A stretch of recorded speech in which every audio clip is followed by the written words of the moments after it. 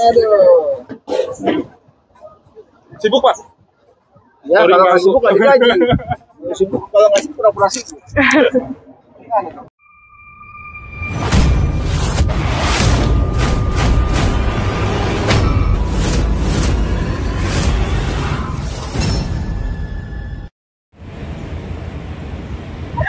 Hari ini aku Kak Dinda bersama Bapak Bart.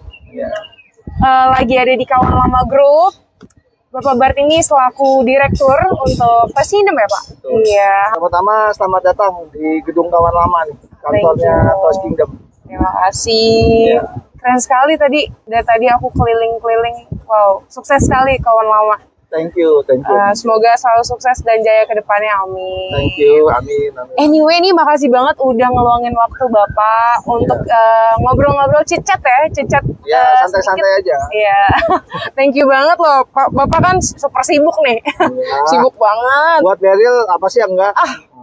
Jadi jatuh hati nih, Beryl nih. Oke, Pak Bart, ini ada beberapa pertanyaan nih yang disampaikan ke aku, terus harus disampaikan ke Bapak nih. Oke. Anyway, gimana sih Toys Kingdom itu sebagai top leading toy store beradaptasi dengan situasi pandemi ini nih Pak? Kan banyak banget perusahaan-perusahaan pas pandemi itu kan jatuh ke nggak stable. Gimana Toys Kingdom tuh menghadapinya nih Pak? Oke. Nah, kebetulan saya kembali kepada awal kenapa dibentuknya Toys Kingdom ya. Toys Kingdom itu dibentuk dengan dasar bahwa kami ingin membawa kebahagiaan buat anak-anak. Makanya moto kami adalah Creating Smile. Ya. Jadi justru nih kalau orang bilang di masa pandemi itu kan lagi pada stres, lagi pada sedih, lagi pada ketakutan. Nah, karena moto kami adalah Creating Smile, kami ingin membawa keceriaan, kegembiraan. Nah, ini juga yang tadi ketika kita gembira, daya tahan tubuh kita malah naik, malah bagus. Nah, justru di nilai value kami karena adalah kebahagiaan membawakan menjadi prioritas kami. Jadi kami di saat pandemi tetap semangat, ya. Terus kemudian juga dengan moto tadi ingin membawa kebahagiaan, kami selalu fokus kepada kebahagiaan anak-anak. Caranya bagaimana? Ya tentunya untuk anak-anak yang tidak bisa datang ke toko, kami akan buka channel yang lain, gitu. Salah satunya mungkin yang kita tahu sama-sama lah melalui online, gitu. Nah kemudian karena kami juga lebih ceria, banyak kreativitas kami yang muncul. Nah itu juga kami banyak melakukan inovasi-inovasi baru. Misalnya event-event yang selama ini dijalankan melalui offline, kami berubah menjadi ke online. Oh, wow, inovatif banget. Iya, inovatif. Dari program-programnya juga semua kita mainkan secara inovasi lah, ya buat anak-anak. Kemudian juga kebetulan Kawan Lama Group itu kan kami memiliki beberapa gedung sendiri ya, Living Plaza. Nah pada saat itu juga toko kami juga berada di beberapa toko Living Plaza, gedung Living Plaza, dan itu juga cukup membantu sih.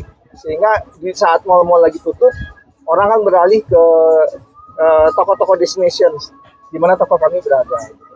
Nah yang terakhir kami juga sangat aktif pada saat itu meminta daripada vendor-vendor kami untuk kerjasamanya justru lebih kuat, lebih giat. Karena di saat orang lain lagi ngerem, kita malah lagi kenceng-kencengnya gitu untuk kerjasama. Sehingga ya terbukti ya bahwa di masa pandemi kemarin kami cukup survive. Dan bahkan bisa kami banggakan bahwa kami malah bisa growth di masa pandemi gitu ya. Memang tidak bisa mengalahkan penjualan di sebelum pandemi, tapi penjualan kami lumayan bagus, tidak sampai merugi malah. Wow, keren banget. Berarti bisa dibilang masih stable dong Pak? Ya, masih stable. Saya nggak tahu ya kalau di Beryl. Saya rasa Beryl juga kelihatan kok dari hasil penjualan juga malah naik setahu saya sih. Ya, amin. Di Toys Kingdom ya, di Toys atau di Kingdom. tempat lain. Toys Kingdom kan semakin terdepan. Wah, iya. Creating Smiles. Betul, Creating Smile. Kalau nggak tahu kenapa sih Pak logonya, jargonnya nih, bahasanya jargon ya, itu Creating Smiles. Ya itu tadi, karena memang visi kami adalah ingin menjadi tempat yang membawa kegembiraan buat anak-anak, menjadi tempat inspirasi, menjadi tempat mencari ide-ide lah buat anak-anak. Kemudian juga Kan tadi kita udah bilang bahwa sebelum membahagiakan orang lain, kita sendiri harus bahagia. Betul. Nah, jadi saat kita semuanya bahagia, ya mau lebih kreatif, menjadi lebih kreatif, menjadi lebih ceria gitu ya, nggak stres, daya tahan tubuh juga semakin meningkat gitu. Jadi dopingan pas pandemi di Toys Kingdom dan Kawan Lama Group adalah creating smiles. Yeah. Harapan Bapak nih untuk industri toys. Oke. Nah, menurut saya sih kebetulan Indonesia itu termasuk yang 5 terbesar tingkat kelahiran di dunia. Jadinya kalau nggak salah data terakhir yang saya terima itu 5 juta per tahun kelahiran. Termasuk yang 5 besar tadi ya untuk di seluruh dunia. Jadi kalau kita lihat seperti itu potensinya besar sekali. Karena nggak ada anak-anak yang tidak suka mainan. Betul. Kedua adalah setiap hari pasti ada yang ulang tahun. Benar dong, setiap hari pasti ada ulang tahun. Betul. Jadi marketnya pasti besar sekali. Nah, tinggal tadi bagaimana kita bisa menyesuaikan lah atau memberikan mainan-mainan yang tepat guna buat anak-anak. Jadi nggak yang aman, yang bermanfaat, ada sisi edukatifnya. Kemudian juga tentunya sesuai dengan saran pemerintah yaitu ber-SNI. Gitu. Nah, tinggal harapan kita adalah sama dari pemerintah bahwa sebisa mungkin pemerintah mendukung industri mainan di Indonesia. Yes. Ya, baik arahan dari pemerintah untuk memajukan produk-produk lokal, termasuk juga saat ini untuk barang-barang import yang masih ada itu bisa dibantu sama pemerintah. Memang karena apa? Karena tidak semua produk-produk mainan sudah bisa diproduksi di lokal. Nah, sehingga ketika produk-produk dari luar yang tidak bisa masuk ke Indonesia karena peraturan-peraturan yang begitu ketat, ya nanti yang kami khawatirkan malah kami kekurangan barang. Iya. Gitu. Betul banget nih Pak. Terus anyway nih Pak, apakah ada peluang untuk industri toys lokal nih? Nah, itu tadi yang saya sebutkan, sangat besar sekali. Besar banget Besar sekali. Nah, tinggal tadi saya bilang pemerintah mau membantu apa enggak. Karena gini, setahu saya untuk bahan bakunya itu kebanyakan masih impor. Ya. Dan kemudian ketika bahan baku itu impor untuk masuk ke Indonesia, memang pemerintah sudah memberikan kemudahan dengan menggratiskan pajak lah. Tapi di sisi lain karena barang-barang bahan bakunya semuanya masih impor, sehingga dan kami mencarinya juga susah. Artinya barang-barang yang dijual masuk ke Indonesia itu juga nggak murah, barang-barang bahan bakunya, sehingga ketika dibuat di lokal menjadi lebih mahal. Nah, jadi balik lagi menurut kami adalah pemerintah mau bantu nih mengkampanyekan investor dari luar untuk bisa berinvestasi di Indonesia, termasuk pembuatan bahan bakunya tadi. Contohnya misalnya baut aja tuh masih impor. Ya, dan baut itu setahu saya salah satunya gini, kalau kita import kan hitungannya nggak satuan, hitungannya kan langsung kiloan misalnya kan. Nah, ketika masuk ke Indonesia dijual sama distributor lokal, jualnya per satuan.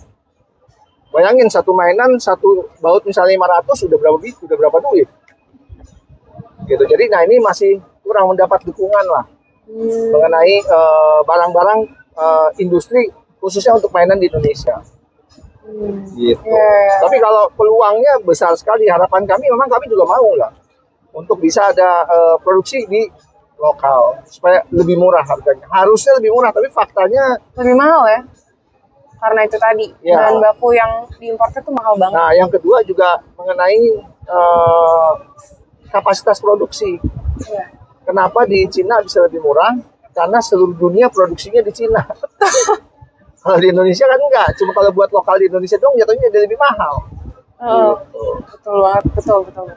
Anyway Pak, ini kan di depan kita nih ada mobil, ini Jada, terus ada logo polisinya nih. Kalau boleh tahu, kenapa Bapak pilih Jada dari Beryl nih Pak? Oke. Ya, pertama-tama tentunya siapa sih kalau untuk di dunia mainan yang kenal brand Jada? Dan mereka juga pertama brand-brand Jada ini yang setahu saya produk-produknya berlisensi. Betul. Satu itu. Kedua, udah pasti ber-SNI. Iya kan? Nah, kalau udah ber-SNI udah pasti aman. Gitu. Nah, kenapa Beryl? Karena memang kita lihat Beryl salah satu vendor yang menurut saya cukup aktif ya untuk mendapatkan brand-brand terkenal, brand-brand baru dan juga kalau dia kerjasama gampang banget gitu. Jadi kita happy banget bisa kerjasama dengan Beryl, dan terbukti sebenarnya Beryl untuk kelas vendor termasuk baru ya dibandingkan dengan yang lain-lainnya ya, vendor-vendor yang lainnya ya. Nah ini dengan masuk di kategori baru aja udah cukup berkembang cukup pesat sih menurut saya. Dan terbukti juga sih setahu saya di Toast Kingdom penjualannya meningkat terus, dan brand-brand yang dibawa juga terkenal semua. Salah satunya yang sangat up to date ini adalah Cocomelon, betul nggak? Iya. Itu lagi dicari orang. Gitu. Tahu loh. Iya tahu dong.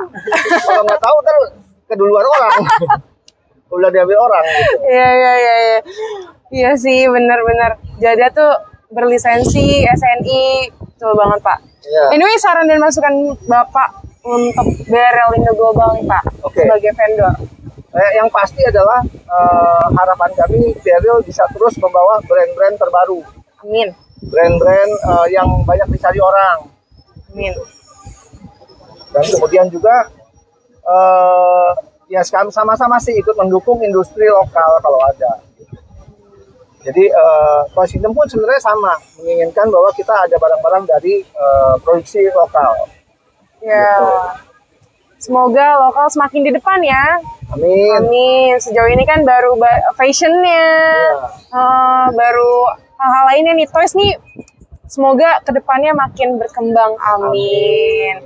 Pak, anyway makasih banyak. Sama-sama. Makasih banget udah meluangkan waktu untuk aku dan juga tim dan teman-teman Beryl untuk mewawancarai Bapak. Ya, sama-sama. Semoga hari ini enjoy, Thank you. happy, Thank you. dan hari-hari kedepannya makin sukses. Amin, Pastinya. sama-sama.